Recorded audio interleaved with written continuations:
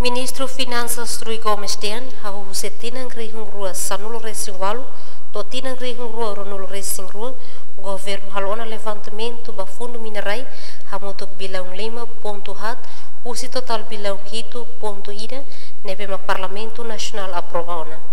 Da haben wir 300 milhões de dólares. Usi 1.3 bilhões de dólares no Parlamento aprova. Ainda nem está forte na lei que está desde 2018 até 2022.